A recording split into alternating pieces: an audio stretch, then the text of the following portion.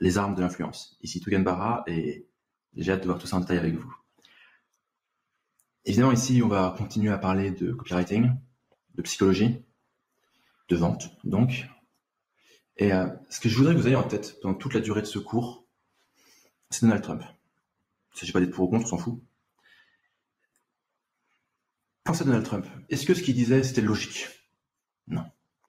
Est-ce que ce qu'il disait, c'est-à-dire ce qu'il dit toujours, est-ce que c'est vrai? Pas toujours, très souvent faux. Est-ce qu'il a l'air de douter de ce qu'il dit? Jamais. Jamais, jamais, jamais. Quand il affirme un truc, il n'y a pas l'ombre d'un doute. Si vous voulez un peu mieux comprendre Donald Trump, je vous invite à regarder un documentaire sur Netflix qui s'appelle Get Me Roger Stone. Donc, Get Me Roger Stone, c'est, je sais pas, trouvez-moi Roger Stone. Vous tapez juste Roger Stone, S-T-O-N-E, sur Netflix ou même sur Internet, mais vous pouvez le trouver en streaming, pour comprendre comment ça fonctionne. N'essayez jamais ne montrez jamais l'ombre d'un doute.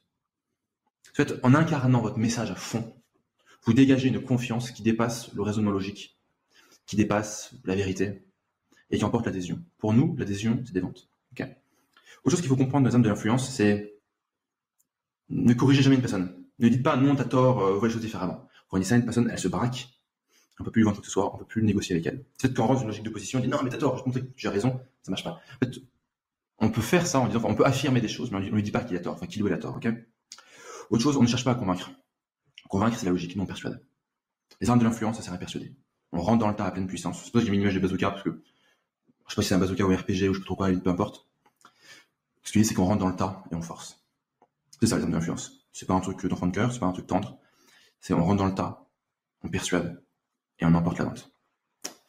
Les armes d'influence, c'est pas forcément quelque chose que vous utilisez que dans vos textes de vente. C'est quelque chose que vous pouvez utiliser pour vos emails de vente, pour vos emails tout court, pour vos vidéos tout court, que vous pouvez utiliser à chaque fois que vous communiquez avec votre audience, que vous pouvez utiliser dans vos stories Instagram, tous les supports, dans toutes les opportunités que vous avez pour communiquer avec votre audience ou juste avec des gens, vous pouvez déployer ces outils.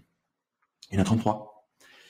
Un certain nombre de ces outils vont recouper des choses qu'on a pu voir dans le Pack Marketing Underground, si vous êtes dessus, ou dans les scripts Underground, après vous êtes déjà dessus. Ou aussi d'ailleurs dans Psycho Underground, ça fait beaucoup d'Underground, je sais. Donc, sans plus attendre, je propose qu'on commence. Arme principale, la plus facile, la plus classique, la curiosité. C'est la Info Gap Theory en anglais, donc qu'on pourrait traduire comme la théorie du fossé d'information ou du manque d'information. Autrement dit, c'est on fait comprendre à la personne qui vous écoute qu'il y a des informations qu'il n'a pas. On lui donne des petits éléments. Ah, mais vous connaissez bien la théorie d'un tel sur quelque chose. Tout le monde connaît. Ah, bon, j'y reviendrai dans un instant. Je vais vous le dire. Pas de problème. Ah, bah attends, du coup, je vais vous en parler, mais d'abord, voilà. Et là, on crée un fossé. On fait comprendre qu'il y a une information qu'elle n'a pas, et qu'il y a donc un fossé entre elle et l'information, et elle veut aller plus loin, elle veut dépasser ce fossé pour accéder à l'information. En fait, très régulièrement, en fait, dès que vous pouvez, faites le jeu, même dans vos interactions sociales, c'est commencer un petit peu à donner des éléments d'une histoire, machin, et retirer le truc. Ou commencer à faire comprendre qu'il y a une théorie, une idée qui est super importante, un mécanisme, un outil, une personne, peu importe, qu'il faut connaître, qui est super important, et retirer le truc. Et dites, ouais, bon, je parlerai plus tard parce qu'il n'y a pas longtemps, c'est pas forcément le focus. Et les gens se disent, non, mais on veut savoir, en fait. Et faites les tests, ça marche super bien. Donc, l'arme d'influence la plus simple, curiosité. Remarque, la plus simple, pas forcément. Mais bon, je commence par celle-ci parce qu'il faut bien commencer par quelque chose, ok? Donc, la curiosité. Aussi, dès que vous utilisez de la curiosité, mettez de la preuve. Vous dites par exemple qu'il y a une théorie à connaître, et vous expliquez, c'est quand même la théorie qu'utilise Arnold Schwarzenegger, Donald Trump et machin, donc c'est quand même super important. Vous dites pas qu'il y a la théorie, mais vous renforcez la valeur de cette théorie. Vous parlez d'un type, vous dites, mais ce type, il a travaillé avec un tel et un tel, c'est comme le gars qui a inventé tel système, et qu'aujourd'hui est reconnu comme un expert dans son domaine, quoi. Mais on n'a toujours pas dit c'est qui les gars. Donc on va renforcer la curiosité par des preuves qui rendent ce teaser, quelque part, encore plus crédible. Curiosité donc, petit A. Petit 2, l'aventure du héros. On aime les histoires, les gens aiment les histoires. Surtout les histoires un peu ou les aventures, je sais pas comment on dit en français. En anglais, c'est Rags to Riches Story. Autrement dit, de la nullité jusqu'au succès. Vraiment de l'ascenseur émotionnel, où on part tout en bas pour monter tout en haut. Avec, je dirais, toutes les péripéties, avec les obstacles. Pensez à un film comme À la recherche du bonheur, avec Will Smith, où le gars vit à la rue avec son gosse, et il se bat comme un malade pour trouver un job, pour trouver quelque chose, pour pouvoir juste nourrir son gosse et survivre. C'est un super film. Pensez aussi à un film comme Star Wars, en particulier la première trilogie. Vous avez Luke Skywalker qui démarre de rien du tout, et qui très progressivement, voilà, va avoir un mentor, Obi-Wan Kenobi. Ce mentor, il va mourir. Il faut toujours que le mentor qui est toujours une figure de père de substitution. Les bons héros n'ont jamais de parents. Vous remarquerez que Harry Potter, il n'y a pas de parents. Frodon Sake dans les Seigneurs des Anneaux n'a pas de parents. Luke Skywalker n'a pas de parents de facto. Ou alors s'ils ont des parents, il faut s'en débarrasser et qu'ils meurent. Anakin Skywalker a une mère, mais il faut qu'elle meure. Il n'a pas de père, alors le père est absent, la figure du père est absent. Et donc, la figure maternelle, elle est présente ou pas, mais elle doit mourir, et la figure paternelle, elle est quasiment jamais là. Donc on va créer une figure paternelle de substitution, qui est le mentor. Donc dans le Seigneur des Anneaux, c'est Gandalf, qui est un peu le père de substitution, le père / grand-père rassurant et protecteur, quelque part. On va avoir pour Luke Skywalker Obi-Wan Kenobi. Pour Anakin Skywalker, la nouvelle trilogie de Star Wars, pour Anakin Skywalker, c'est... Comment il s'appelle le gars? Qui-Gon Jinn, là. Je suis pas un expert des films. Mais voilà, on a cette idée, genre, vraiment, ce qui est marrant dans Star Wars, c'est qu'on va retrouver toujours cette figure de père, c'est cette figure de père qui doit mourir pour que le héros devienne adulte. On va avoir cet antagonisme entre le bien et le mal qui est ultra simplifié. On va avoir toujours ce personnage, enfin, un ou plusieurs personnages comiques qui vont graviter autour du héros, notamment c'est les robots qui font des petits bruits. Les personnages comiques qui gravitent autour du héros sont toujours du côté du bien. Ce qu'on retrouve aussi, c'est que du côté du bien, c'est toujours le bordel. La résistance dans Star Wars, c'est le bordel. C'est pas, voilà, il y a un peu tout et n'importe quoi, il y a un patchwork, il y a un machin. Dans le Seigneur des Anneaux, la résistance, elle a l'air moins bordélique que les méchants qui sont des espèces d'orques et des monstres et tout. Je prends des exemples de films vraiment mainstream, mais parce qu'ils sont vraiment travaillés en utilisant ces schémas-là. D'ailleurs, si ces films ont aussi bien marché, c'est pas un hasard, c'est qu'ils ont utilisé des schémas prédéfinis qui marchent à chaque fois. Et donc, dans le Seigneur des Anneaux, on peut avoir l'apparence que les méchants sont un peu plus bordéliques que les gentils, mais en fait, c'est faux. C'est que les méchants sont beaucoup plus organisés et unifiés. C'est que les gentils, il y a plein de fractions différentes, avec des camps différents, des alliances différentes, des uniformes différents, des équipes différentes, des cultures différentes, des physiques différents, quand les méchants sont quand même très unifiés. Vous prenez les, je sais pas comment s'appellent les gars là, les Uruk-hai là, dans le 2, je sais pas si vous avez vu le film, hein, mais si vous avez vu le film, ça vous parle, ils sont tous pareils. Vous prenez les Stormtroopers dans Star Wars, là, ils sont tous blancs, identiques. Bref, je suis un peu parti sur l'histoire du héros, mais amusez-vous à regarder, même faites des recherches, peut-être que j'ai fait une vidéo là-dessus, parce que c'est vraiment intéressant, sur un peu les schémas qu'on retrouve dans toutes les bonnes histoires qui marchent bien. Bref, donc l'aventure du héros. Quelque chose qui marche très bien en termes d'influence, d'armes de persuasion, d'armes d'influence, c'est qu'il y ait une histoire. Il y a l'aventure du héros, ses difficultés, ses péripéties, ses souffrances, ses doutes, ses craintes, ses pertes, ses déceptions, ses premiers résultats, ses grands résultats, ses accomplissements, sa mission et l'accomplissement de sa mission. Vous remarquerez que ce que je raconte avec l'aventure du héros, c'est toute la partie histoire du script Bulldozer. Et le début de la partie offre, où on introduit, je dirais, pourquoi on va créer cette offre. Ou ce produit d'abord, puis l'offre. Okay, l'aventure du héros. Les gens aiment les histoires. Un truc marrant, mais c'est que pourquoi vous croyez que depuis la nuit des temps, même à l'époque où l'écriture n'existait pas, où n'était pas vraiment développée, ou pas du tout d'ailleurs, pourquoi on a toujours utilisé les histoires pour transmettre des enseignements? Pour tous les trucs genre Adam et Ève, tous ces trucs-là, c'est des histoires qui se racontent. Même je dirais, vous prenez l'Ancien Testament, c'est que des histoires. Vous prenez le Coran, c'est des histoires, le Coran. C'est l'histoire de Mahomet. On s'en fout de savoir quelle religion vous êtes, on est juste là pour analyser, ok. Donc, dans les textes religieux, on a des histoires, toujours des histoires. Moi, personnellement, je suis chrétien, je me souviens que voilà, l'Ancien Testament, c'est toujours des histoires. Il y a le fils de machin, le fils de Job, je sais pas trop quoi, toutes des histoires comme ça, avec voilà, un enseignement. Et on retient une idée, parce qu'il y a une histoire. On ne retient pas les concepts, on ne retient pas les chiffres, on ne retient pas les grandes idées. On peut les retenir, mais ça marche pas très bien. On retient les histoires. Les bonnes blagues sont des bonnes histoires. Les bons humoristes racontent des bonnes histoires. Les bons films, c'est des bonnes histoires. Et j'ai conscience que raconter des bonnes histoires, c'est quelque chose qui est très compliqué. C'est pas évident. C'est pour ça vraiment qu'il y a le script Bulldozer qui vous donne un modèle pour raconter des histoires. Il y a d'autres modèles. Hein. J'aurais pu en raconter d'autres, j'en peux en raconter d'autres. Peut-être que je vais le faire dans les versions suivantes de cette formation. Mais l'histoire, l'aventure. On continue. 3. Langage simple. Alors ça, pareil, Trump. Des phrases d'une simplicité. Build the wall, point. Fabriquons le mur, fabriquer le mur, point. Le mec, il gueule, fabriquons le mur, quoi, point. Ah, c'est autre chose que l'énarque, voilà, qui va débarquer, faire une phrase super compliquée avec des mots, machin, des trucs, tout ça, quoi. C'est que les gens aiment un langage simple. Sujet, verbe, complément. D'ailleurs, sur le langage simple, il y a quelques conseils de rédaction. Vous mettez jamais, et là-dessus, je m'énerve tout seul, hein, mais vous mettez jamais deux idées dans la même phrase. Une phrase, sujet, verbe, complément, point. Une nouvelle phrase. Une idée par phrase. Des phrases qui sont courtes. Vous aurez pas l'air plus intelligent avec des phrases compliquées, des mots compliqués. Vous savez, le propre des gens vraiment intelligents, c'est qu'on les comprend. Les mecs qui utilisent des mots compliqués et qu'on comprend pas, c'est pas un signe d'intelligence, c'est un signe d'enfumage. Donc dès que le gars commence à faire des phrases ultra compliquées, des mots compliqués, c'est pas qu'il est intelligent, c'est juste qu'il se fout de votre gueule. Et qu'il espère que ça va se voir. Donc de bol, ça se voit. Un mec intelligent, ça se comprend. Un bon message de vente, ça se comprend. Une bonne histoire, ça se comprend. Et pour que ça se comprenne, il faut un langage simple. Vous n'utilisez pas de point virgule. J'ai souvent des amis entrepreneurs qui m'envoient leurs emails avant de faire, faites une séquence d'emails ou des trucs comme ça, qui me les envoient, qui me disent, ouais, tu peux jeter un coup d'œil et me donner ton avis. comme je suis plutôt sympa, je le fais. Il y a un mec, type, il met des points-virgules. Genre, qui utilise les points-virgules? Genre, on sait même pas quoi ça sert, un point-virgule. J'ai pas l'impression d'être complètement inculte. Je ne sais pas comment utiliser un point-virgule, personne ne sait. Et ses lecteurs non plus. Il y a même qui disent, oh non, mais c'est bien. Non. Langage simple. Avec un langage simple, vous êtes proche des personnes. Ils vous comprennent. Ils sont proches de vous. Il n'y a pas de distance. Avec des mots compliqués, vous créez une distance. Vous voulez pas créer de distance entre les gens, ça sert à rien. Vous voulez être proche des gens, vous pouvez leur parler directement. Pour y avoir une exception au langage simple, qui serait des ingrédients uniques. Je vous renvoie au pack marketing underground. L'ingrédient unique, c'est que vous avez donné un nom spécial, voire inventé un nom à une composante de votre produit, de votre offre.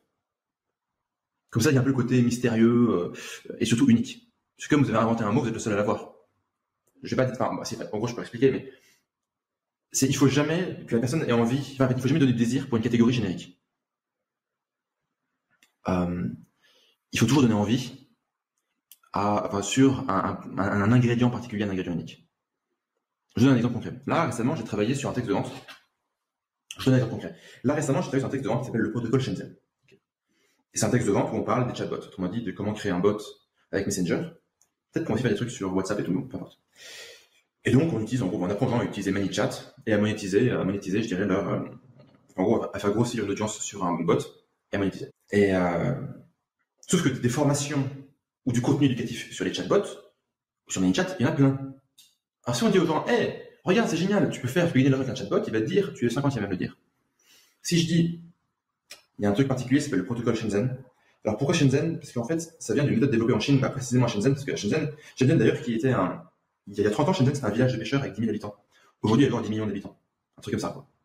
10 000, 10 millions, en pas 30 ans. Okay. Et à Shenzhen, il y a le siège d'une boîte qu'on ne connaît pas beaucoup en Europe, en Occident, qui s'appelle Tencent, ou Tencent, on sait différemment. Et Tencent possède une application qui s'appelle WeChat. Vous connaissez peut-être de nom, mais qu'on n'utilise pas du tout chez nous. WeChat est une usine à e-commerce en Chine. Autrement dit, les Chinois achètent une des malades sur du Messenger, sur l'application, sur de l'application de messagerie. Déjà, là, on raconte une histoire, et finalement, il y a cette méthode très particulière qui pose pas bien de Chine. En général, c'est eux qui nous pompent, mais là, c'est nous qui allons les pomper. Et nous, on l'a baptisé le protocole Shenzhen. C'est né littéralement là-bas. Et là, en gros, le mec, on chauffe sur une méthode particulière qui est le protocole Shenzhen. Pas sur un chatbot, non, sur le protocole Shenzhen. Donc, dans cette situation-là, on peut dire protocole Shenzhen, c'est compliqué. Donc, ça contrevient, ou ça va à l'encontre, de la règle numéro 3, qui est le langage simple, mais parce que ça répond à un objectif. On va introduire un ingrédient unique. Bon. Ceci dit, cet ingrédient unique, comme vous avez pu le remarquer, je l'ai expliqué avec des mots très simples et des phrases très simples. Donc, vous pouvez introduire des mots compliqués, mais vous les expliquez simplement. On se comprend? Donc, un langage simple pour être proche des gens. Repensez à Trump. C'est direct. Il explique son truc, il le balance, les gens applaudissent. Vraiment, Trump est un cours de marketing à lui tout seul. Peut-être qu'on doit faire un cours dessus, en fait, parce que c'est tellement intéressant qu'il faudrait qu'on en parle, quoi. 4, l'ennemi commun, le classique. On a un petit peu parlé dans l'histoire du héros, la voiture du héros. Nous versus eux. L'ennemi commun, ça simplifie la vie. L'ennemi commun, c'est ce qui permet aussi de régler les problèmes de division. Prenez la Seconde Guerre mondiale. Vous avez les nazis, c'est parfait. Les communistes et les capitalistes ne s'aiment pas. Je dirais, ils sont les ennemis jurés idéologiquement, l'Union soviétique et les États-Unis. Bon, c'est pas grave. Il y a un ennemi commun, on y va. Et quand on a un ennemi commun, la vie est beaucoup plus simple. Prenez aussi toutes les nations européennes, en gros, quasiment toutes les nations européennes, ou tous les royaumes européens plutôt, contre Napoléon. Tous ces royaumes européens, c'est leur journée à se mettre sur la gueule. Vous avez un ennemi commun, c'est génial. L'ennemi commun, ça fédère, ça simplifie. On se sent beaucoup mieux que l'ennemi commun. On a un objectif qui est unique aussi, abattre l'ennemi commun. L'ennemi commun, ça permet aussi d'avoir un sentiment d'appartenance. On en reparlera. Vous êtes dans le camp de la résistance contre l'ennemi commun. Moi, je veux dire clairement, à mes yeux, l'ennemi commun, c'est l'État. L'État est une saloperie. Entre les réglementations qui emmerdent tout le monde toute la journée et qui ne servent à rien, la fiscalité qui est du vol, il y a des politiques économiques qui sont complètement absurdes. Une espèce d'oligarchie où tout le monde est copain entre eux, viennent des mêmes familles, des mêmes écoles, des mêmes trucs et se renvoient l'ascenseur. Il va où l'argent là, qu'ils prennent aux gens là, toute la journée? C'est fou ça. Un des éléments de réponse, c'est regardez la liste des milliardaires français. Il y en a combien dont la fortune dépend de l'État? À travers les subventions, les contrats publics, les marchés réglementés. J'en passe des meilleurs. C'est eux la saloperie. Moi, clairement, quand je forme, dans mon métier de formateur en marketing, là c'est pas que marketing, je pense que j'ai un peu plus de notions financières, de notions économiques, parce que à la base, je viens du monde de la finance et de l'économie. C'est là-dedans que j'étais formé, c'est là-dedans que j'ai travaillé, avant d'être dans le marketing. Moi, ma mission, c'est que les gens soient équipés pour être indépendants face à cette saloperie qu'est l'État, quoi. Et je me réveille le matin, c'est important. Je dis pas qu'il faut détruire l'État-providence, un truc comme ça, moi ça me dérange pas, il n'y a pas de problème. On me dit, on va payer des impôts pour aider les petites retraites pour prendre soin des gens qui sont dans la merde, mais putain, il n'y a pas de problème. On signe tous, quoi. À moins d'être des psychopathes, on est prêts tous d'accord. Parce que l'argent, il n'est pas utilisé pour faire ça. Regardez en 30 ans l'augmentation des impôts. Et pas que ce soit sur les riches, les classes moyennes, on s'en fout. Pas les ultra riches, mais genre vous prenez les gens qui sont des, je sais pas, des petits patrons ou des trucs comme ça, ils se font complètement défoncer. Même les cadres, ils sont complètement défoncés. En termes de fiscalité, ils sont complètement défoncés. Les ultra riches, genre 100 milliardaires, c'est bon, pas de problème. Mais je dirais les riches de base, ils sont complètement défoncés aussi. Bon, comme ils sont riches, ça va, ils survivent. C'est pas comme la classe moyenne ou les classes populaires qui n'ont pas de plan B et qui sont juste dans une merde noire. Mais je dirais, enfin, donc on prend toute la fiscalité qui est prélevée sur ces gens-là. Okay, donc d'un côté, on prend ce chiffre-là, de l'autre côté, on prend le chiffre des budgets alloués à aider les handicapés, les petites retraites, les gens qui sont dans le besoin, mais aussi les budgets pour embaucher et payer correctement tous les gens qui travaillent là-dedans, les infirmières, les assistantes sociales, des trucs comme ça. Mais on remarque que les infirmières, elles sont sous-payées, elles font des heures sup non payées, elles sont payées au lance-pierre, elles sont traitées comme de la merde. Infirmières ou infirmières, on se comprend. Tous les fonctionnaires utiles qui sont vraiment en bas, c'est les mecs qui sont en contact avec le citoyen et qui servent à quelque chose. Pas le mec qui fait chier, pas le mec dans un bureau qui vous envoie des recommandés parce que vous avez genre 2 minutes de retard sur la déclaration d'impôt. Non, mais j'ai des fonctionnaires utiles. Eux, ils sont payés comme de la merde. Ils sont en sous-effectif. Donc l'argent, il va où? Voilà. Bah, il va dans l'ennemi commun. L'ennemi commun, c'est l'État et les copains. C'est du communisme, à mes yeux. Voilà. Ennemi commun. Moi, j'ai l'ennemi commun, il est clair. Tout le monde n'est pas d'accord avec moi. Vous pouvez être d'accord avec moi, il n'y a pas de problème. Mais je pense que beaucoup de gens qui rejoignent mes formations comprennent ce message et y adhèrent. Une autre partie de l'ennemi commun, c'est les petits pouvoirs subventionnés, les PBS. Les petits pouvoirs subventionnés, c'est quoi? En gros, c'est les enfants de l'élite. C'est les enfants de l'élite du CAC 40 et de l'élite administrative. Qui, comme ils n'ont pas vraiment de problème financier dans la vie, qui est pas maman pour payer un appartement, un machin, des études et tout le reste, et des vacances, et Ibiza, et des week-ends en Corse, je sais pas trop quoi, bah, eux, ils vont jouer à la start-up. Ah ouais, c'est cool, je suis entrepreneur, machin. Le mec est entrepreneur, pourquoi? Parce que c'est cool. Pas parce qu'il a besoin. Vous qui m'écoutez, à mon avis, si vous êtes entrepreneur, c'est pour bouffer. C'est pour bouffer.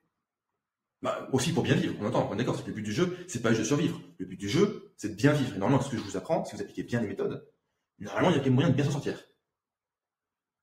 Voilà. Nous, on est ensemble. Moi, je suis de l'autre côté contre ces mecs-là. Et là, on va être efficace. Est-ce que je vous explique ça? En fait, même ce discours que j'ai là, enfin, ce monologue que j'ai depuis 5 minutes, on pourrait imaginer que c'est du marketing. Ça se trouve, je dis que des conneries. Et j'y crois pas du tout. Bon, en l'occurrence, j'y crois vraiment. Mais ça marche bien. Parce que je vous force à vous positionner, vous êtes avec moi ou contre moi. Vous êtes soit avec moi, soit vous êtes avec moi, soit vous êtes avec ces gens-là. Et vous êtes avec moi, et vous n'êtes pas seul. Il y a un sentiment d'appartenance, on a un ennemi commun. La vie est beaucoup plus simple. L'ennemi commun, 4, très efficace. Encore une fois, ça peut être sincère. C'est pas parce qu'il y a un peu de manipulation, qu'il y a de la psychologie, qu'il y a de la vente, que c'est pas sincère. Moi, mon ennemi commun, il est sincère. Mon message, il est sincère. Je pense que vous en rendez compte, mais il est une saloperie, quoi. Continuons. Ce n'est pas de votre faute. Un classique, vous avez dû voir, revoir. Donc je ne reviens pas dessus. Il faut dire aux gens, juste, c'est pas de votre faute. Si vous n'y arrivez pas aujourd'hui, c'est pas de votre faute. C'est pas parce que vous êtes con. C'est pas parce que vous avez mal fait le travail. C'est pas parce que vous êtes je sais pas trop quoi. C'est pas de votre faute. La faute, la raison, la culpabilité, elle est extérieure à vous. Et en disant que ce n'est pas de votre faute, on se met vraiment du côté de la personne. Parce qu'au fond d'elle, la personne a une petite voix qui lui dit c'est pas de ma faute. Et vous arrivez, vous mettez la main sur l'épaule et vous dites c'est pas de ta faute, mec. Ou meuf. Ou madame, monsieur, peu importe. C'est pas de ta faute, c'est pas de ta faute. Et je vais vous montrer pourquoi. Et je vais aussi vous montrer dans un instant, c'est la faute de qui. Et c'est pas ce que vous croyez, ça va probablement vous surprendre, peut-être même vous mettre en colère. Là, j'ai combiné, ce n'est pas votre faute avec de la curiosité. Je vais vous dire dans un instant de qui c'est la faute, qui est responsable. Et je dis pas qui c'est. Vous voyez? Quasiment tout le temps, on combine. Alors, continuons. L'identité et l'attribut. Bon, ça recoupe beaucoup de choses qu'on a dit. La première part de l'identité, c'est la vôtre. Vous qui parlez ou qui avez un message. Vous devez dire qui vous êtes. Vous devez décliner votre identité. Ce que moi, je fais d'ailleurs pas très bien. Pas totalement. Nom, prénom, ce que vous faites. Et ça peut être bien aussi à travers l'identité, vous pouvez aussi raconter votre CV de base. J'ai étudié là, j'ai d'abord travaillé ici, puis j'ai fait ça. J'ai écrit tel site, machin. CV de base, l'identité, la présentation. Comme vous vous présentez. On a besoin de savoir à qui on parle. Autre chose, à travers l'identité, il y a aussi le côté tribal. On aime bien parler à quelqu'un qui est comme nous. Ce qui recoupe l'ennemi commun. Si à travers l'identité, la personne qui vous écoute comprend qu'en fait, vous êtes un peu comme elle, vous êtes de son camp, vous êtes de sa même, de sa tribu quelque part. Tribu, c'est pas religieux, c'est pas ethnique, c'est pas racial, c'est pas ce que vous voulez. Tribu, c'est juste ce sentiment d'appartenance à un groupe, quoi. C'est mon groupe, c'est mon équipe, quoi. C'est mon équipe. Ça peut se faire sur un nombre de critères incroyables. L'homme est tribal, hein. La solution de tribalité. Il y a des mecs marrants. Je crois que c'est dans Influence et Manipulation de Robert Cialdini, le mec qui décrit ça. Il prend juste un groupe, il prend un groupe de jeunes, ok, d'adolescents. Et le premier groupe, il leur met des maillots jaunes et le deuxième des maillots rouges, un truc comme ça. Et il les laisse tous pêle-mêle je sais pas, dans un espace ouvert. Qu'est-ce qui se passe? Les gens qui ont un maillot rouge se rassemblent entre eux, les gens qui ont un maillot jaune se rassemblent entre eux. Et si tu les laisses un peu trop longtemps, ils se battent entre eux. Voilà, je veux dire, il y a ce côté tribal qui est vraiment au fond de ce qu'on est, enfin vraiment au fond de notre humanité, et là c'est même presque plus de notre animalité, il y a ce côté tribal, dont j'ai parlé plein de fois dans mes formations. Je sais que je radote un petit peu, c'est qu'il y a des trucs que je dis et je redis, mais le truc fou, c'est que j'ai beau le dire et le redire, les gens ne l'appliquent pas. Donc le tribal, donc le côté tribal, la tribu, l'identité, 6. 7, l'anticipation. Alors, l'anticipation, c'est leur faire comprendre qu'on est à la veille d'un événement particulier, que les choses vont changer. Et ça peut être bien ou en mal. Donc on est à la veille de quelque chose. Demain, potentiellement, il y a un truc qui va se passer. Il y aura une révolution. Pas forcément politique, hein, mais peut-être une révolution technologique, il y aura un grand changement, il y aura un bouleversement. L'anticipation. Prenez par exemple genre tout le délire sur le changement climatique causé par l'homme. L'anticipation. Dans un avenir très proche, il y aura plus de banquise, les ours polaires vont tous mourir, il y aura 1 mètre d'eau dans Paris, et ça sera la guerre civile. Parce que on crame trop, parce qu'on balance trop de CO2 dans l'atmosphère. Voilà. C'est un grand récit collectif qui est très très efficace en anticipation. Autre type d'anticipation, tout ce qui touche à l'extrême droite, ou à ce qu'on qualifie d'extrême droite. On pourrait débattre si c'est l'extrême droite, mais on s'en fout, on n'est pas fait de la politique. Ah, mais si vous votez pour le Front National, demain c'est le nazisme. On va anticiper un événement. Ça, genre, ce type de récit, encore une fois, il ne s'agit pas de savoir s'ils ont raison ou tort, il ne s'agit pas de savoir si c'est moral ou pas. On n'est pas pour discuter ça, chacun ses opinions, ok? Ce qui est intéressant, c'est de voir comment est construit ce récit. Une fois que vous aurez fini ce cours, quand vous allumerez la télé, que vous allumerez BFM ou n'importe quoi, quand vous écouterez un homme politique ou des journalistes, demandez-vous, ils ne sont pas en train d'utiliser les armes de l'influence, vous verrez que quasiment systématiquement oui. Le gros problème d'ailleurs, quand on connaît les armes de l'influence, c'est qu'on a beaucoup de mal à faire confiance aux journalistes, aux politiques, j'en passe, enfin, à tous les trucs comme ça, quoi. On voit les méthodes. On voit ce qu'ils utilisent comme technique. Et quand on voit les techniques qu'ils utilisent, on est obligé de se dire, mais ils se foutent de ma gueule, enfin de notre gueule, quoi. Donc, bref, anticipation. Un truc qui marche très bien. Anticipation, ça peut aussi faire un très bon titre. Dans les 48 heures qui viennent, une loi risque de passer à l'Assemblée nationale qui peut geler votre épargne. Vous mettez ça dans le titre de la page. Moi, je peux vous garantir que les gens ils vont lire. Je peux vous garantir, je vais noter ça. Numéro 8, les 7 péchés capitaux. Le classique. La colère, l'avarice, l'envie slash la jalousie, l'orgueil, la gourmandise, la paresse et la luxure. Évidemment, luxure, ça marche pas bien, dès que c'est relatif à la sexualité, les gens deviennent fous. Mais je suis désolé, c'est là qu'on voit qu'on est des animaux. Bon, voilà. L'avarice, gagner de l'argent, la cupidité. D'ailleurs, les gars, je suis désolé, mais je vais être un peu cash. Hein. Une des raisons pour lesquelles vous êtes sur cette formation aujourd'hui, c'est que j'ai utilisé le péché capital de l'avarice. Hein. Les gars, on va gagner de l'argent. Bon, vous voyez, je veux dire, il n'y a pas de mal à ça, honnêtement. Déjà, honnêtement, alors, très personnellement, je suis pas d'accord, ok? Je vois pas en quoi l'avarice, c'est un péché. Gagner de l'argent, c'est bien. Mais gagner de l'argent, on peut bien bouffer, on peut prendre soin des siens, on peut avoir un impact, on a du pouvoir. N'oublie pas que dans pouvoir d'achat, il y a pouvoir. Hein. Oh, bref, donc, fin de la parenthèse. L'orgueil. Intéressant l'orgueil. L'orgueil, ça touche au statut social et au regard des autres. Vous voulez être admiré, vous voulez être respecté. Vous l'avouez pas publiquement, mais vous le voulez. Et moi aussi. Et tout le monde aussi. Et votre voisin aussi. Et vos amis aussi. Les gens veulent renforcer leur statut social. C'est de l'orgueil. La paresse, c'est quoi? Ils veulent des résultats rapides. Tout bon texte de vente implique une idée de rapidité. Les gens veulent des résultats rapides. La jalousie, l'envie. Qu'est-ce que ça nous dit? Ah, mon voisin gagne de l'argent. Vous savez, un truc marrant qui a été mesuré en économie comportementale, comme j'ai dit, je viens du monde de l'économie. En fait, c'est qu'on file à des gens, mettons, des gens qui sont voisins, ok, des gens lambda qui sont relativement proches, sociologiquement, démographiquement, tout ça, ok. Et on va filer à un gars, on sonne chez lui, on dit voilà, on vous file 1000 euros comme ça, on leur explique que c'est pas un piège, qu'il n'y a pas d'engagement, on vous donne 1000 euros, ok. Donc le gars il comprend, il dit ah c'est cool, j'ai gagné 1000 euros.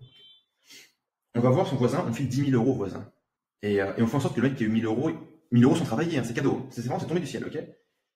Et on va voir le gars qui a touché 1000 euros, on essaie de mesurer son bien-être et son mood et juste son rapport à la vie, quoi.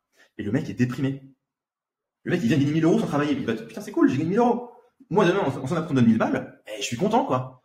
Je suis quand même content. Enfin, je gagne bien ma vie aujourd'hui, mais on me donne 1000 euros. Je suis en mode, 1000 euros, c'est de l'argent, hein. Mais le fait de voir le mec d'à côté gagner 10 000, ça lui fait tellement mal aux fesses. Il est tellement jaloux que finalement, il en souffre. Il a gagné 1000 balles. Il en souffre. L'envie, la jalousie. Parlons de la colère, maintenant. La colère, ça marche bien sur l'ennemi commun. Ça marche bien sûr, c'est pas votre faute. Ça marche bien sur la conspiration dont on va parler dans un instant. La colère. Le jeu est faussé. On vous a menti. On s'est foutu de votre gueule. On vous a promené. On vous a volé. On vous a donné des mauvaises informations en faisant exprès, en sachant que c'est les mauvaises pour que vous vous pétiez la gueule. Et ouais, ça vous met en colère. Un petit peu ou beaucoup, mais ça vous met en colère. Et ben, la colère, on la retrouve très très souvent dans les textes de vente. Si vous êtes gros, si vous êtes pauvre, si vous allez mal, si vous êtes malheureux, si votre femme s'est barrée, si je sais pas trop quoi, si vous gagnez pas assez d'argent, c'est à cause de ça. Et là, ça vous met en colère. Et je sais pas vous personnellement, moi c'est pareil. Colère, avarice, envie, orgueil, la paresse, la luxure. La gourmandise, j'aurais plus de mal. Ah bah la gourmandise, ça serait... La gourmandise, ça serait plus sur le plaisir. Mais le plaisir non sexuel, vous voyez, c'est quand vous gagnez de l'argent, par exemple, vous pouvez vous faire plaisir. Aussi bien faire du shopping que dans un bon resto. Je pense que faire du shopping, quelque part, c'est de la gourmandise. Allez gâter les gens qui... Juste vous gâtez vous, genre en mode, bah, vous achetez un truc sympa, un objet sympa, genre une belle montre, j'en sais rien. Moi, je suis pas ultra dépensier, mais j'imagine que s'acheter une belle montre, c'est agréable. Se faire un très bon resto avec sa copine, sa femme, ou juste son mec, ça dépend si une mec, voilà. Ou ses enfants, j'en sais rien, ou ses parents, voilà. C'est la gourmandise. Dans un bon message de vente, notamment quand on parle revenez au script bulldozer, on parle souvent des bénéfices élargis, des bénéfices secondaires et des désirs secondaires. C'est de la gourmandise. En plus, vous allez voir ça, et ça, vous picorez, c'est des petites sucreries, c'est sympa. La luxure est moins évident. Parce que la référence à la sexualité, la référence cache à la sexualité, brusque les gens.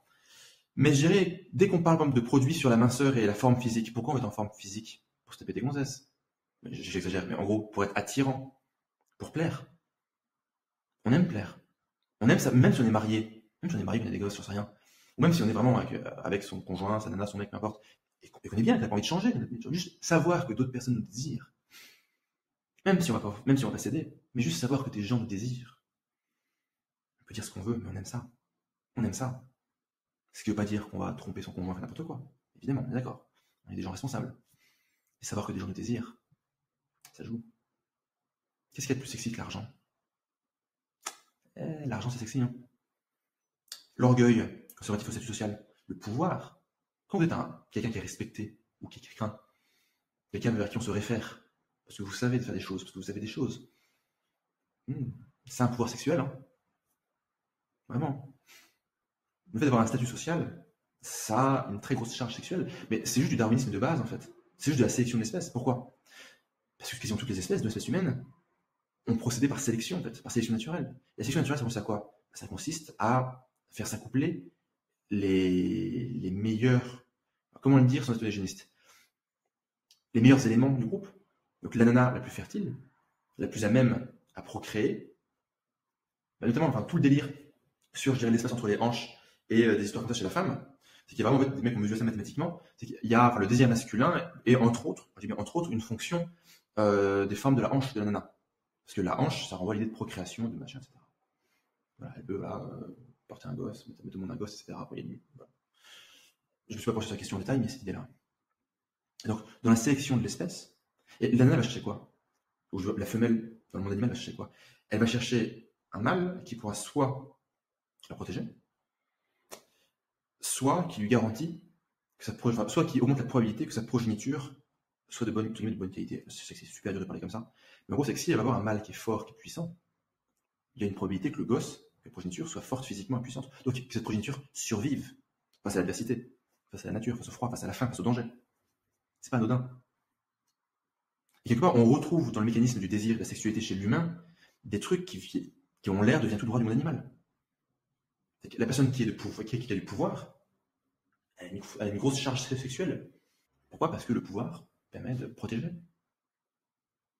Et de que la progéniture a une plus grosse chance, une plus grosse probabilité de survie. Je pense qu'au fond de nous, il y a une grosse base animale qui reste présente. Et puis voilà, bon, c'est comme ça. Donc la luxure, le sexe, les péchés capitaux, classique. Donc le 8 et 7 péchés capitaux, on n'y échappe pas. Et c'est efficace. 9, pareil, on l'a vu souvent, le savoir interdit. Ils ne veulent pas. Le savoir interdit, ça retouche la conspiration, ça touche ça. C'est qu'en gros, il y a une théorie, il y a un modèle, il y a un truc qu'on vous dit pas. Il y a une information, il y a une molécule, il y a un médicament, il y a une solution, il y a une technologie. Ils ne veulent pas que vous sachiez. Le savoir interdit, c'est aussi la pomme chez Adam et Ève. Le fruit interdit. Le savoir interdit, c'est... Vous savez, il y a le gouvernement, ils ont une technologie qui permettrait vraiment de soigner de nombreuses maladies, notamment le cancer. Cette technologie est au stade expérimental, mais elle marche déjà. Et elle est tellement avancée, cette technologie, est tellement révolutionnaire que la base, c'est à la base, c'était un labo privé qui avait développé ça. Et en gros, le gouvernement a dit, non, voilà, c'est un truc d'intérêt général, donc on va subventionner, mais aussi on va co-gérer et on va protéger. Ce qui fait qu'aujourd'hui, cette technologie, elle est développée dans une base militaire. Et si vous n'avez pas, je dirais, les accréditations nécessaires, vous ne pouvez pas y avoir accès. Et c'est même super compliqué de savoir qu'elle existe, cette base. C'est qu'on sait parce qu'il y a quand même des registres et machin, on sait qu'elle existe, mais qu'est-ce qu'ils font concrètement dedans, qui travaillent là-dedans, etc., vous ne le savez pas. Il y a un savoir donc qui est interdit. Bon, ce que je vous raconte là, c'est des conneries. J'ai inventé une histoire, ok? Je sais pas si ça existe. Mais vous voyez bien que quand je raconte ça, on est en mode, c'est intéressant, on veut savoir la suite, il y a quoi dedans? Il y a un savoir interdit. Il y a un truc qui se passe avec des murs autour, des soldats autour, des barbelés, des mitraillettes. Et dedans, il y a la solution à des problèmes. Beaucoup de problèmes. Ou à un problème ultra important, mais vous n'y avez pas accès, ce savoir, il est protégé, il est interdit. Notons que l'interdiction crée le désir. L'interdiction crée le désir. Si une personne est disponible sexuellement pour vous, est-ce que vous êtes attiré par elle? Un petit peu, mais pas tant. Vous êtes un petit peu attiré parce que vous désirez. Donc le désir, c'est bien. Donc vous lui avez un petit peu d'intérêt. Mais si cette personne vous dit non, je te refuse. Non, ça va pas le faire entre nous. Ça renforce le désir. Pourquoi Adam et Ève ils prennent la pomme là? Parce que c'est interdit. Parce que c'est juste interdit. L'interdiction accroît le désir. Dès qu'on fait comprendre aux personnes qu'il y a quelque chose, que non seulement cette chose est bien et bénéfique pour eux, mais que c'est interdit, ils deviennent fous. Ils deviennent dingues, ils veulent le savoir. Savoir interdit.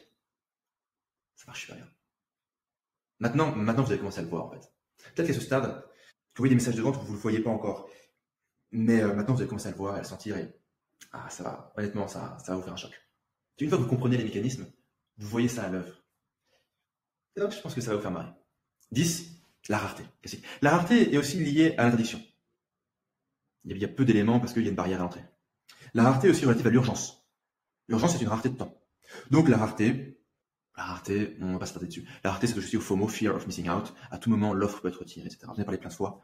Je vais pas en reparler longuement ici. C'est un classique. Il faut toujours de la rareté. Toute offre que vous faites, je l'ai dit, je vais le redire, toute offre doit avoir un élément d'urgence et de rareté. Tout le temps. Il faut toujours avoir une raison et introduire de la rareté et de l'urgence, systématiquement. Si vous ne le faites pas, vous ne faites pas votre travail. Et ne faites pas pleurer, ne faites pas de vente. Non, il y a qui font, je vends pas. Bon, vas-y, montre-moi ton exemple. Mec, meuf, il n'y a pas d'élément de rareté et d'urgence. Pourquoi la personne irait acheter aujourd'hui et pas dans 10 ans ou demain? Rareté, urgence, 10, un classique. 11, la réciprocité. Alors, la réciprocité, j'en ai parlé plusieurs fois. J'en parle beaucoup dans psychologie underground. Donc, je ne vais pas parler très longtemps ici.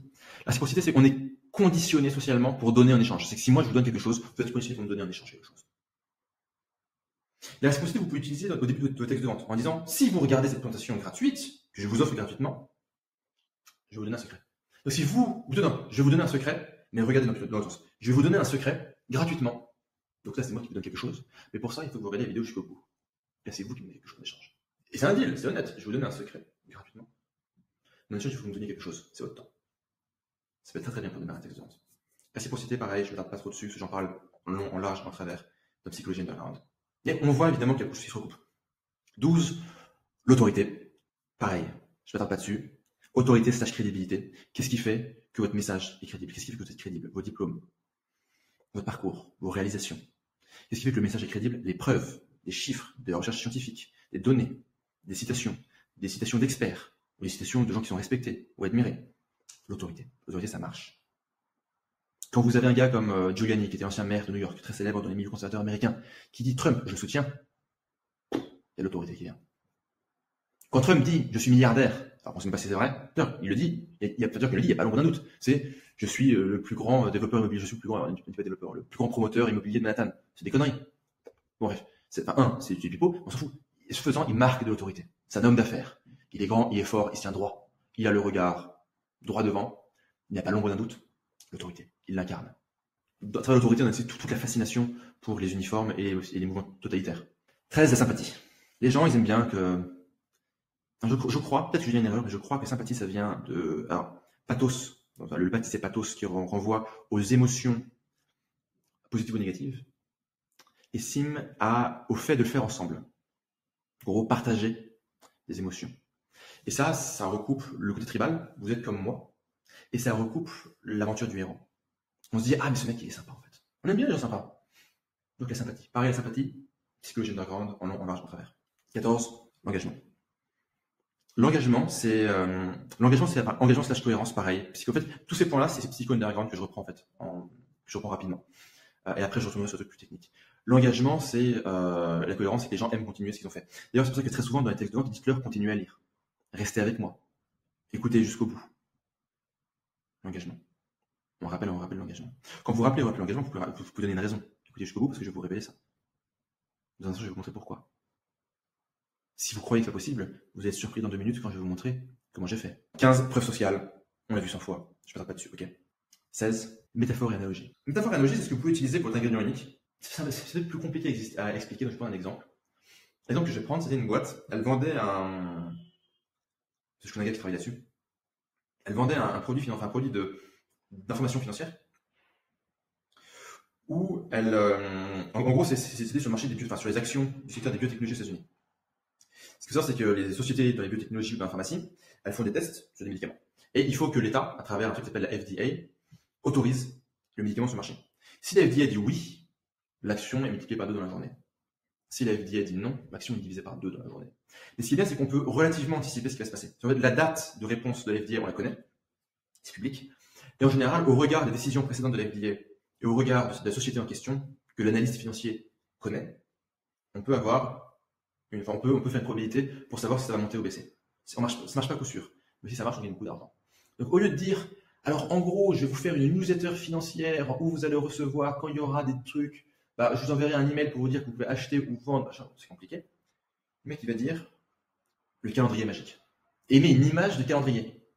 Le calendrier magique, c'est qu'à ces intervalles sur le calendrier où j'ai mis une croix, il y a des décisions qui vont sortir.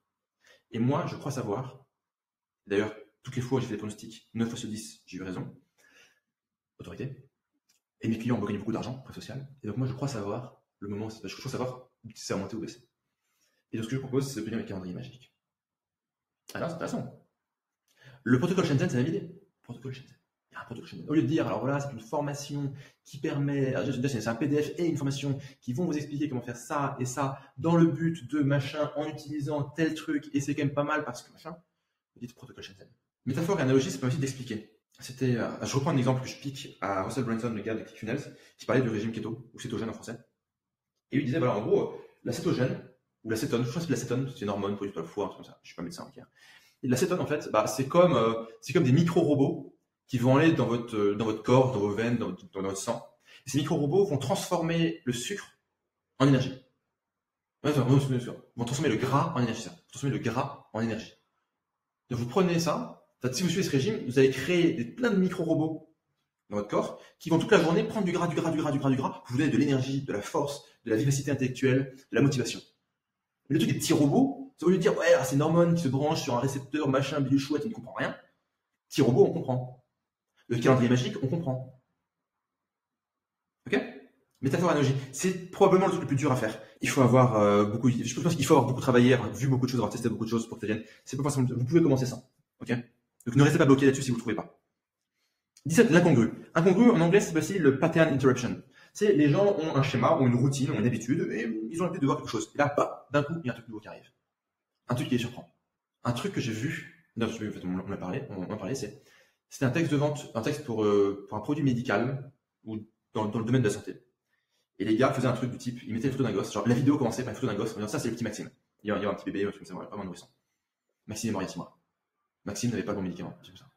Vous êtes là comme ça sur votre ordinateur, vous prenez une vidéo, c'est intéressant, machin, vous cliquez. Voici Maxime, il est mignon Maxime est mort, oh merde. Boum, pattern interruption. Ou un truc incongru, c'est un truc qui surprend les gens. Le côté pattern interruption incongru, ça sert à attirer l'attention. La curiosité fait ça aussi. Mais l'incongru est radical. L'incongru, c'est, je sais pas, vous roulez sur une rue de campagne et soudainement il y a un arbre qui est rose fluo, quoi. Waouh, c'est passé quoi? L'incongru, c'est ce que j'appelle la vache pourpre dans le pack marketing underground. Soudainement, il y a un truc, en général, ce qu'on se dit, c'est putain, waouh, c'est quoi ce truc, quoi? Donc, je vous renvoie au truc sur la vache pourpre, qui est un concept de Seth Godin. Je vais pas monter ce concept-là. Contrairement à d'autres gens, quand je vole les idées des autres, je les cite. C'est important pareil, hein, si vous voulez raconter la même chose que moi, au moins, citez vos sources. Donc, l'incongru, pattern interruption, ça peut être très très bien pour attirer l'attention sur une page de vente ou sur une page tout court. Ou sur une publicité. Un truc que moi je faisais, c'est que je prenais une photo, je mettais à l'envers. Sur une publicité. En fait, sur une publicité, je mettais la photo, mais je la mettais à l'envers. Maintenant, il y a d'autres gens qui le font, donc c'est pas super original non plus. Mais genre, les gens se disent, hein, il est pété Facebook ou quoi? Et là, je peux choper l'attention de la personne. C'est des petits trucs, hein. Mais du coup, mes publicités étaient beaucoup plus rentables, les gens s'arrêtaient, ils lisaient, cliquaient. 18. Les prédictions. Les gens adorent les prédictions. On a parlé avant on a appelé comment l'anticipation. L'anticipation, c'est à court terme, c'est un événement. Les prédictions, c'est au pluriel, c'est juste envoyer des idées dans le futur et dire voilà, il pourrait se passer ça, il va se passer ça, machin, mais il n'y a pas un événement unique, quoi. Pas une anticipation d'un événement majeur. Les prédictions, c'est on va poser des tendances. Les gens adorent. Enfin, il suffit de regarder la passion des gens pour les sondages, voir que les gens aiment bien les prédictions. On adore à la nouvelle année que les gens disent voilà, l'année prochaine, on va assister probablement à ça, ça et ça. Le mec qui adore faire ça, c'est Bill Gates. Bill Gates, une fois par an, enfin, genre, en fait, pour chaque nouvelle année, il fait des prédictions pour l'année suivante ou sur les 10 prochaines années. Et les gens adorent lire ça, ils adorent en parler, le partager sur les réseaux sociaux, les journalistes en parlent parce que les prédictions, les gens adorent. Ce qui est marrant avec les prédictions, c'est qu'il faut juste pas prendre celles de Jacques Attali parce qu'ils se trompent tout le temps. Ni à la main. En gros, quand c'est un énarque qui fait des prédictions, vous évitez, quoi. Voilà, c'est juste ça, quoi. Parce qu'ils y courent tout le temps, ces mecs. 19, la capacité à dire non. Le 19, il s'appelle aussi vous êtes libre. On en a parlé plusieurs fois probablement. Ça veut juste dire, vous voulez partir maintenant, vous partez. Vous voulez pas acheter, achetez pas. Vous êtes libre. Je ne vous force pas. À n'importe quel moment, vous pouvez dire non merci, je m'en vais. Et faire comprendre aux gens que c'est eux qui prennent la décision, qu'on ne les force pas, qu'ils sont libres, qu'ils ont le pouvoir. Bah, non seulement ils se sentent vachement bien, mais aussi ils vous aiment bien. Enfin, troisièmement, ils abaissent leur barrière de protection mentale. Et là, vous pouvez rentrer comme dans du beurre dans le cerveau du mec. 19, capacité à dire non, la classique. 20, la validation. Les gens ont besoin qu'on valide leurs doutes. Ça rejoint la conspiration dont on va parler dans un instant. Ça rejoint un peu côté tribal, ça rejoint le l'ennemi commun. Les gens, ils ont des doutes. Est-ce que l'industrie pharmaceutique, elle se fout de ma gueule? Est-ce que la démocratie n'est pas truquée au profit d'une oligarchie? Est-ce qu'il n'y a pas la moitié du capitalisme qui a intérêt à ce que je sois obèse? La réponse est oui. Est-ce que le réchauffement climatique, c'est une arnaque? Compliqué ça, parce que là, vous faites emmerder si vous posez la question. Les gens ont des doutes. Voilà, c'est que les êtres humains sont sceptiques. Après, c'est que nous, en tant que Français, culturellement, on a un doute assez développé. Je dirais, on a beaucoup de scepticisme. Vous devez voir les Allemands, ils sont plutôt ok. Mais si on peut arriver à dire, ouais, non, mais vous avez raison d'avoir ce doute. Vous avez raison. Il y a un problème. Et là, le gars, c'est fait du bien. En fait, c'est fait du bien parce qu'il y a ce qu'on appelle un biais de confirmation d'hypothèse. Le cerveau aime avoir raison. En fait, quand le cerveau a émis une opinion, et que cette opinion est vérifiée, ça génère du plaisir. C'est super con, mais ça fait plaisir d'avoir raison. Genre, chimiquement dans le cerveau, ça fait plaisir. Et quand quelqu'un croit un truc à une opinion, et que quelqu'un arrive, oui, mais tu as tout à fait raison. Le gars, il se sent bien. Ça génère chimiquement la dopamine, quoi. La validation. Surtout la validation des craintes. Du coup, 21, la conspiration. Il y a, je dirais, un grand mensonge. Il y a un groupe de personnes qui n'ont pas envie de pousser à chier. Un groupe d'industriels. La conspiration, c'est quasiment inséparable de l'ennemi commun. D'ailleurs, tout bon texte de vente, quasiment tout bon texte de vente, il y a une conspiration. On vous fait utiliser l'euro comme monnaie, alors que, très franchement, tous les gens qui sont dans les mondes des fonds d'investissement, des banques centrales, savent que c'est une fausse monnaie et qu'il ne vaut rien. Est-ce que c'est vrai? J'en sais rien. Bon, j'ai un petit doute, j'ai une petite opinion sur la question, mais quand on raconte ça, je me fais, on se fout de ma gueule. On se fout de ma gueule. Très efficace. Conspiration. 21. 22, les mots choc. État d'urgence. Tsunami. Bouleversement. Révolution. Faillite. Guerre. Attentat. Les mots choc. Les gens, ils aiment. Ça attire leur attention. Ça les distrait. Pourquoi je dirais d'économiser la télé et de mettre que des trucs trash? Parce que les gens aiment ça, en fait. On dit la télé, les journalistes, c'est des cons. Bon, ok, pourquoi pas. Ils donnent aux gens ce que les gens veulent. Du choc. Du trash. Des mots chocs. On parlera plus tard des mots grossiers. Et là, on parle de choc. 23. Trump, la certitude absolue. Quand c'est votre message, le code de votre message, ne soyez pas en mode oui, alors il se pourrait que ça évolue dans ce sens, mais les experts ne sont pas unanimes. Non, vous dites demain, il y aura ça. D'un coup. On va faire le mur. Ou le thème qui marche bien. Moi, j'aime beaucoup passer du temps dans tout ce qui est un peu les milieux, que les médias qualifient d'extrême droite, mais genre j'ai les milieux un peu conservateurs et à droite, ils sont comme ça, quoi. Et surtout dès que c'est un peu conspirationniste, machin. Genre le grand remplacement. Dire le grand remplacement, c'est un mot choc. Mais il y a cette certitude absolue. C'est le grand remplacement. Demain, il y aura plus de Français en France. C'est vrai, c'est faux, on n'est pas là pour en débattre. On pourrait en débattre, c'est intéressant. On n'est pas là pour en débattre. Certitude absolue. Boum. Balancez cette certitude. Attention néanmoins à ne pas être débile. C'est que choisissez bien vos certitudes absolues. Si vous arrivez d'un coup et vous dites tous les chats sont noirs, il suffit qu'un connard arrive avec un chat gris, ça marche pas. Donc, prenez une certitude absolue sur laquelle la personne ne peut pas trouver un contre-exemple en 2 secondes. Ou une certitude absolue qui n'est pas ridicule. Si vous dites je suis le meilleur mec au monde, Genre, mettons, je suis le meilleur marketeur au monde. J'arrive, je vous dis, salut, je suis le meilleur marketeur au monde. Vous allez me dire, ouais, ok, ouais, enfin, moi, je connais un tel, ils sont pas mauvais non plus, quand même, hein. Et tout de suite, je passe pour un con. Si je dis, je suis le meilleur marketeur underground, là, ça passe. Vous voyez? Donc, la certitude absolue, attention à ne pas se ridiculiser. Parce que les gens ont comme un petit radar anti-bullshit. Mais, dès que vous serez relativement sûr de votre coup, ne soyez plus dans le doute, soyez dans l'affirmation. Et à la limite, ce que vous faites, c'est que vous blindez les preuves derrière. Trump, il dit, I will build the wall. Je vais faire le mur. Et vous savez comment je sais que je fais le mur? J'ai passé ma vie à construire des bâtiments. Je sais faire un mur, j'ai construit des buildings à Manhattan. J'ai fait des casinos, j'ai fait des hôtels. J'ai fait des contrats à plusieurs milliards. Alors je crois que faire un mur à la frontière, je vais réussir. Mais la certitude absolue, elle se base sur une preuve. Règle générale, que je dis, je redis, quand vous affirmez un truc, mettez une preuve. Un chiffre, un fait, de l'autorité, quelque chose, il faut de la preuve sociale, de la preuve, bref, il faut des preuves. Vous balancez votre truc et vous dites, bam, bam, bam, bam, bam, derrière. Ouais, je fais le mur. Comment je fais le mur? Un, parce que je fais ce que je dis. Je suis un businessman, ma parole, ça vaut de l'or. Alors pour le méfier, c'est pas grave. Et surtout, je sais faire un mur. Et surtout, petit 3, on va gagner l'élection. Et vous allez m'accompagner au congrès, et on va faire passer ça. Enfin, vous allez m'accompagner à la Maison Blanche, on va prendre le congrès, et on va faire passer ça. Certitude absolue. Il y avait un projet, et puis là-dessus, on a plus l'ennemi commun. Les démocrates, les gauchistes, les machins sont pas envie, et nous, on va y aller. Ça marche super bien. Certitude absolue. 24, le commandement. Qui finalement découle assez logiquement ce qu'on a dit avant. Les gens ont besoin qu'on leur donne des ordres. Lisez, continuez à lire. Cliquez sur le bouton. Inscrivez-vous maintenant. Si vous ne dites pas clairement aux gens ce qu'il faut qu'ils fassent, ils ne le feront pas. Le fait qu'il y ait un bouton sur les vidéos ne va pas faire qu'ils vont cliquer. Il faut dire cliquez ici pour. Cliquez pour vous inscrire. Passez à l'action maintenant. Le commandement. Si vous voulez que les gens fassent quelque chose, dites-leur de le faire. J'ai conscience que ce que je dis là, enfin, comme beaucoup de choses que je dis, c'est super évident. On dit, oui, c'est sympa mec, mais je suis pas bête. Je sais que vous n'êtes pas bête. Le truc, c'est que vous oubliez très souvent des choses. C'est que vous êtes travaillé, faites plein de trucs à gérer, le produit, le machin, le marketing, les publicités, les problèmes, et tout reste de votre vie qu'il faut gérer en même temps, et vous oubliez ça. Pensez-y. Si vous ne dites pas aux gens de faire un truc, ils ne le feront pas. 24 commandements. 25, la projection. On a déjà parlé. La projection, c'est leur montrer comment ça va marcher pour vous, eux. Quel va être le bénéfice. Comment sera leur vie dans 20 minutes, dans 6 mois, dans 10 ans. Individuellement, collectivement. Se projeter dans le futur. Pas se projeter dans le futur en mode prédiction. Il va se passer ça. Non, non. Vous serez comme ça demain. Vous aurez ce bien-être, vous aurez ce bénéfice, vous aurez ce je sais pas trop quoi. On se projette.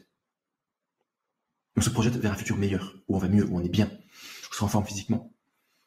Les hommes se retourneront sur le passage. Pas grossièrement, hein, mais vous sentirez que le regard des hommes a changé. Ça, c'est un truc classique dans tout ce qui est la perte de poids dans le public féminin, c'est-à-dire. Et bientôt, vous sentirez que le regard que les hommes posent sur vous a changé. Pas en mode ils vous reluquent le cul, hein, mais en mode le regard a changé. Un peu incroyateur, voilà, s'ils vous regardent quand même, voilà, ils vous voient passer, d'une manière élégante, élégante mais un petit peu animale aussi, ils vous voient passer, ça marche bien. Voilà, ça c'est ultra efficace comme type de projection sur un produit sur la minceur, c'est ultra efficace. Je travaillais avec un ami, un client qui est devenu un ami, qui lui avait pas mal de produits sur la minceur. Des produits originaux, du coup on avait beaucoup travaillé les projections pour aider les gens à comprendre que l'offre, le produit, l'offre qu'ils prennent, c'est vraiment le véhicule pour ce futur meilleur qui est même dans le futur proche. Hein. La projection, il faut aussi voir à quelle échéance, parce que comme je dis, les gens sont pressés. On retourne sur le péché capital, la paresse. Ils veulent des résultats rapides. Donc on peut dire, voilà, dès demain, vous pourrez commencer à changer, et au bout de quelques jours, même physiquement, vous sentirez mieux, en fait. Moins ballonné, moins gonflé. Et au bout d'un mois, quelques dizaines de jours, vous verrez déjà que le regard des hommes a changé. Que vous resplendissez. Que la démarche est plus légère. Que vous vous sentez bien. Que quand vous regardez dans la glace, vous aimez ce que vous voyez. Projection. À court, moyen terme. Le positionnement radical. Ça recoupe un peu ce qu'on a dit avant. C'est-à-dire, voilà, c'est pas dire, c'est cette prédiction un peu forte. Et nous, on va l'accompagner. On va se positionner dessus. Les cryptos vont s'effondrer et on va s'enrichir sur l'effondrement. Quand la guerre civile va éclater, on sera prêt.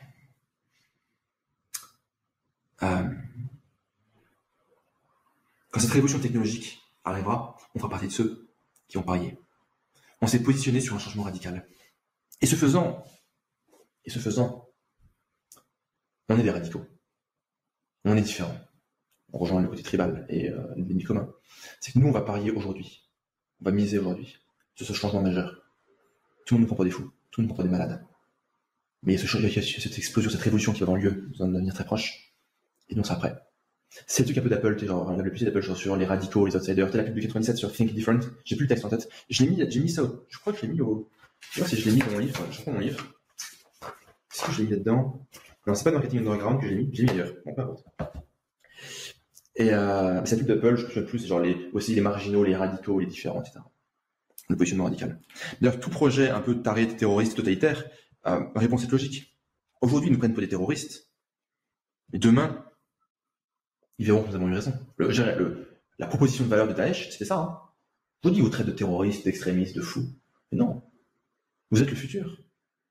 Et vous permettez le futur. En prenant la position, vous contribuez au succès. Vous avez un impact. Donc vous épousez cette radicalité qui fera que demain, il y aura un avenir qui sera radicalement différent, mais dans lequel vous êtes positionné. Et je dis pas que ce point marche pour tous les textes de vente. Je dis qu'il marche bien pour embarquer le mec psychologiquement. Sur des Daesh, ça a bien marché. Hein. D'un point de vue marketing, ils ont été bons, les mecs. Hein. C'est des tarés, c'est des psychopathes, tout ça, quoi. On est content qu'ils soient fait éradiquer. Mais ils ont été bons en marketing. Encore une fois, quand moi je parle de marketing, je suis pas de morale. Je suis pas de morale, je suis pas trop de politique normalement. Pas trop de religion non plus. Moi, je suis juste là pour analyser les phénomènes et vous donner les clés. Si vous, après, vous voulez créer un groupe terroriste, une secte, une religion, ou je sais pas trop quoi, ça vous regarde. Évitez de me buter, mais sinon ça vous regarde, ok? 27. Le questionnement des croyances limitantes.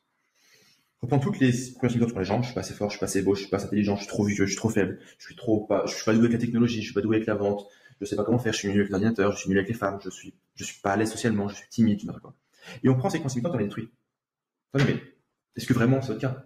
Parce que, je peux vous montrer plein de preuves sociales de gens qui étaient dans une situation qui ont réussi, grâce à cette solution que je vais vous vendre. Et aussi, peut-être que si vous n'y arrivez pas, c'est parce que vous avez eu les bonnes informations. Que certaines personnes vous ont caché certaines choses. On retrouve dans les classiques de la conspiration, des ennemis, etc. Mais il faut questionner les croyances limitantes et il faut les dépasser. Ultra important. 28, les objections. Notons que les croyances limitantes sont déjà des objections. Mais les objections. L'objection, c'est toutes les raisons de pas acheter. J'ai pas d'argent. Pourquoi maintenant? J'ai pas envie, etc. Sur les objections, le mieux, c'est que vous regardiez le script Bulldozer 2.0 que j'ai enregistré il y a 2 jours. Donc, qui maintenant est sur Tesla au moment où vous voyez cette vidéo. Pour voir les objections. Je parle en long. En fait, en gros, je reprends tout le script Bulldozer. Et quasiment à chaque étape, je trouve les objections qu'on va dépasser. Un bon marketing et une bonne vente, c'est quand vous avez réussi à neutraliser une objection avant que le cerveau ait réussi à la formuler. Retenez ça. Un bon marketing et une bonne vente, c'est quand vous avez réussi à lever les objections et d'y répondre avant que le cerveau de la personne qui vous écoute ou qui vous lit ait pu les formuler. 29, classique, l'exclusivité. L'exclusivité, il y a aussi le côté d'appartenance. Je fais partie de ceux qui en font partie. Je répète partie, mais on se comprend. L'exclusivité, elle peut aussi être pour vous du mauvais côté. Il y a Wall Street, vous faites partie? Non. Les Illuminati, vous faites partie? Non. Les formations, vous faites partie? Non. Les membres du renseignement, vous faites partie? Non. Les cercles du pouvoir, vous faites partie? Non. Donc c'est pas une exclusivité soit d'une offre pour vous, vous pourrez bénéficier d'un truc que les autres ne l'auront pas, ou l'exclusivité au sens où vous n'y avez pas accès. Et là on retrouve un peu l'ennemi commun, l'information cachée. Il y a une chose d'exclusivité, pareil, elle est quasiment présente. Elle est présente dans tous les textes, dans tous les bons textes de vente, elle est là. 30, la simplicité. Le système, la solution doit être simple. Vous pouvez expliquer en 3 étapes ce qui va se passer. Normalement, étape 1, étape 2, étape 3. Vous simplifiez, évidemment. Mais il faut pouvoir simplifier, il faut pouvoir rendre simple, il faut pouvoir faire comprendre à la personne que ça va pas être galère. Que c'est pas un système super compliqué, qu'elle va pas être bloquée, qu'elle va pas être frustrée, qu'elle va pas être en mode j'arrive pas, c'est compliqué, j'ai pas le niveau. Ce que vous proposez, c'est simple. Build the wall, quand le mec le dit, je prends le même exemple, hein. C'est simple, on prend des briques, on met une brique au-dessus de l'autre, on fait un truc qui fait 2 mètres, on met des barbelés en haut, et puis on continue comme ça sur 4000 km. Faire un mur, c'est pas compliqué. Faire un lac barrage, c'est compliqué. Faire un mur, c'est pas très compliqué quand même. Faire un mur, regarde, allô, c'est pas. Mettre un mec, envoyer un mec dans l'espace, c'est compliqué. Poser des briques, on va quand même y arriver. Genre, même un bouffon, c'est faire un mur. Même moi, je pense que je pourrais y arriver. C'est pour vous dire, quoi. Genre, je suis pas une flèche, hein. On prend des briques, on les pose, quoi. Bon, peut-être qu'on a plus de fondation en dessous, on fout du ciment et puis on y va, quoi. Le ciment, c'est quoi? C'est un mélange de la poudre avec de la flotte, et ça fait du ciment, non? J'en sais rien, je suis pas maçon, mais ma seule expérience du bâtiment, c'était peindre un bâtiment quand j'étais gosse pour gagner des sous. Bon, ça paraît pas super compliqué, hein, vu l'extérieur. Simplicité. Make America Great Again, c'est simple. C'est pas genre, ouais, alors on va optimiser le truc au 8e degré en changeant 3 amendements dans la Constitution pour faire en sorte qu'il y ait un pourcentage non négligeable de gens qui nous emmerdent et qui arrêtent graduellement de nous embêter. J'ai pas compris, mec. Make America Great Again, ah, ça je comprends. Ah, ok, ça j'ai compris, c'est simple. Ok, j'ai pigé. Un bon slogan, c'est simple. Just do it, c'est simple. Ouais, tu le fais, tu le fais. Bah, tu veux courir, tu cours. Ouais, tu cours, tu prends une chaussure, tu cours. Just do it, simple. Un bon message est simple, un bon marketing est simple. Et d'ailleurs, on retrouve ça dans ce qu'on disait avant, c'est vous utilisez un langage simple, des phrases simples. Simplicité. La simplicité, c'est un gros problème pour les gens qui ont une expertise technique, finalement. Notamment quand je travaille avec des gens, par exemple, qui viennent du domaine médical et qui font des produits ou des produits sur le domaine médical, des tunnels de vente, et on va parler de science. Et les mecs sont là, non, mais attends, tu peux pas dire ça, ils vont mettre les mots, les trucs, les bidules, les machins. Et le gars, en fait, il oublie. En fait, il sait que les gens comprennent pas, mais il ne sait pas à quel point les gens ne comprennent pas. En fait, quand on parle de science, c'est simple, les gens comprennent rien. On leur a pas appris, donc il reste pas de comprendre. C'est pas qu'ils sont bêtes, c'est qu'ils on leur a jamais appris. Le tout il croit que le mec ne comprend pas très bien. C'est pas qu'il comprend pas très bien, c'est que le gars ne comprend pas parce qu'il n'a pas le vocabulaire. Vous me dites une synapse. Vous parlez de synapse, vous parlez d'enzyme.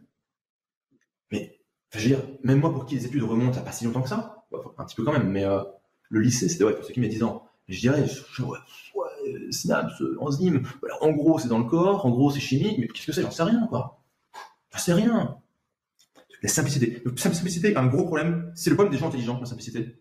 C'est que, comme ils ont un savoir technique sur un point, ils oublient que, il y a le con qui met des mots compliqués pour faire genre il est intelligent, et il y a le mec qui est intelligent, qui a une expertise technique, et qui ne comprend pas à quel point, en fait, les gens sont très très très loin de son niveau. C'est aussi pour ça qu'on parlait de métaphore d'analogie. Pour simplifier. Et le mec qui fait, ah ouais, des petits robots dans le corps qui prennent de la graisse, de l'énergie, ah ouais, ça me va, je comprends. Non, pas de problème. Le calendrier magique? Ok, j'ai compris. 31, la vulgarité. Ah, ça j'adore. Les gens aiment la vulgarité. Ils aiment le gars qui va dire, merde, putain, ils sont cons, fait chier. Un gars qui est super là-dedans, c'est Charles Gave. Gave, G-A-V-E, qui parle beaucoup d'économie. Ouais, on va dire qu'il parle que d'économie, de finance et un peu de politique. Et le mec va dire, ouais, les énarques, c'est des cons. Ou des cons bardés de diplômes, un truc comme ça. Ah, je sais pas s'il a dit con, mais il y a un truc, même pourtant, c'est un peu plus vulgaire que ça. Et les gens l'adorent pour ça. Enfin, un mec qui me parle comme si je parlais au bistrot de mon pote, quoi, au resto, on vient de dîner entre copains. Les gens aiment la vulgarité. Bon, ce qui veut pas dire qu'il faut mettre fils de pute, putain, machin à toutes les phrases. On est d'accord. Mais de temps en temps, dire c'est des cons, les gens vous aiment bien pour dire ça. Surtout si les cons, c'est l'ennemi commun. Évidemment, c'est encore mieux. Tant qu'à faire, autant faire d'une pierre deux coups. Un peu de vulgarité de temps en temps. Pas tomber dans l'excès d'injure. On se comprend, c'est une question de dosage fin. Mais un peu de vulgarité, ça crée une sympathie, je ne pas être sympathique tout à l'heure, énorme. C'est un sentiment d'appartenance. Bon, mais il est comme moi, il parle ma langue. C'est pas un énarque, un mot bizarre. Chacun est incroyablement bon pour ça. Et il y a un peu de démagogie, je trouve aussi, mais bon, c'est pas grave, parce que comme ce message est intéressant, ce message est intelligent, et ce message est agréable à écouter. 31, la vulgarité. 32, l'empathie. L'empathie, c'est voilà, montrer que on comprend ce qu'ils vivent. On comprend que c'est difficile. On comprend qu'il y a des frustrations. On comprend, et vraiment, pas juste dire je vous comprends, hein. Je vous comprends, ou je vous ai compris. Je sais pas si c'est pas la phrase de Gaulle, mais ça se sent. Que quand vous leur parlez, quand vous décrivez les frustrations, les gars se disent c'est moi. C'est moi ça. Il y a un super texte de Dante que j'ai analysé en dessous dans les bonus sur la fellation. Okay, c'est un mec qui fait une page de vente sur comment apprendre aux femmes à sucer. Alors, c'est dit comme ça fait un peu grincer, mais vous allez voir, le texte de vente est super. Et en gros, le gars arrive dans les preuves sociales et un peu dans le texte à décrire vraiment la situation de couple. En mode, bon, bah, le mec, il dit pas à la nana que ça lui plaît pas, qu'elle suce mal, disons, enfin, on va te cacher, en gros, qu'elle suce mal. Il va dire, oui, c'était bien, mais en fait, non, c'est pas bien, quoi. En fait, il s'emmerdait, quoi. Et donc, le gars arrive à reprendre des situations comme ça, où le gars dit, oui, j'aime bien, quelle peut la réponse type, qui veut dire qu'en fait, il s'ennuyait, que c'était pas fou. Et donc, je vous laisse faire des textes de vente, après, j'ai fait une vidéo là-dessus. Et vous allez voir, d'ailleurs, que la vidéo reprend des tonnes d'éléments qu'on voit là, qu'on a vu dans les scripts underground, qu'on a vu dans Script Bulldozer, tout ça. Enfin, le dernier, le classique, l'incontournable, le FOMO, Fear of Missing Out, juste la peur de rater une opportunité, la peur de passer à côté d'une chance, d'une solution que d'autres prendront, mais pas vous. FOMO, j'en ai parlé en long, en large, en travers, je ne m'en prends pas. Voilà. 33 armes d'influence. Sans faire. Évidemment, vous ne pouvez pas tout mettre à chaque fois. Mais mettez dans le maximum. Mettez dans le maximum parce que c'est de l'argent que vous allez gagner. J'espère que ça vous a autant plu que moi. Et à très vite.